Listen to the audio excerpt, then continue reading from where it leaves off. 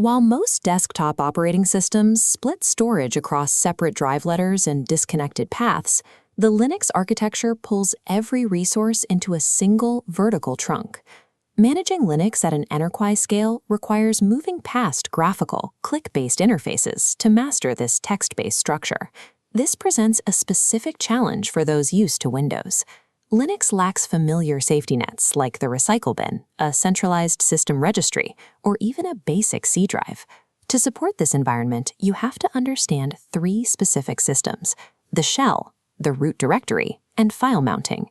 Success in Linux administration depends on replacing your visual intuition with a structural architectural mindset. Your primary interface for interacting with this architecture is the shell. Tools like Bash or Z shell act as the command interpreter between the user and the kernel.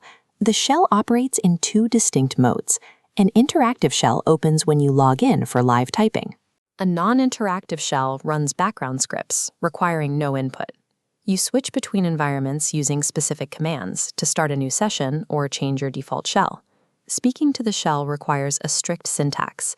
The command tells the system what tool to run, options adjust its behavior, and arguments specify exactly which files to act on.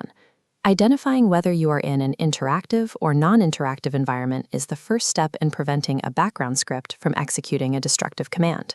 This tree represents the Linux file system hierarchy.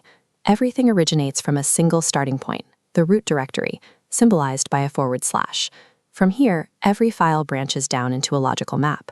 Navigate using the cd command, providing the path to your desired directory. You can move using an absolute path, which traces the root back to the /, or a relative path, which calculates the distance from where you are currently standing. Since there is no graphical window to show your location, you rely on commands like pwd to print your working directory and ls to list the contents of the folder. Developing a spatial awareness of this tree is mandatory. Without visual landmarks, a navigational error can be disastrous before you execute a change. File manipulation in Linux is handled by three core tools. The cp command copies files, and appending the -r flag allows you to copy entire directories. The mv command is used for both moving a file to a new path and renaming a file in its current location. Finally, the rm command handles deletions. This is where the terminal is strictly final. There is no trash can. Once a file is removed via the command line, it is immediately deleted from the system. For enterprise support, using the -i option is standard practice. It forces the shell to ask for explicit confirmation before the file is actually destroyed. The Linux system assumes the administrator is always intentional.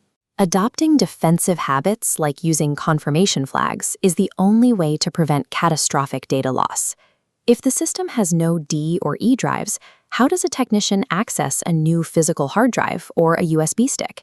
The solution is mounting. This connects a physical storage device to an empty folder within the directory tree. Once mapped to a mount point, the device's contents become accessible just like any other folder. While you can manually mount a drive for a single session, these connections disappear as soon as the system reboots. For persistent storage, you must edit the /etc/fstab file.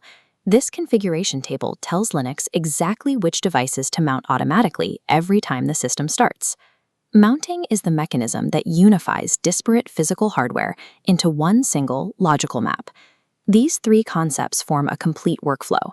The technician uses the shell as their tool to navigate the root tree map, using mounting to integrate new resources into that map. If you ever lose your place, every Linux system includes its own documentation. Using the man command or the -help flag provides the exact syntax for any tool on the system. Mastering Linux requires moving past the visual shortcuts of a desktop and trusting the precision of a text-based architecture.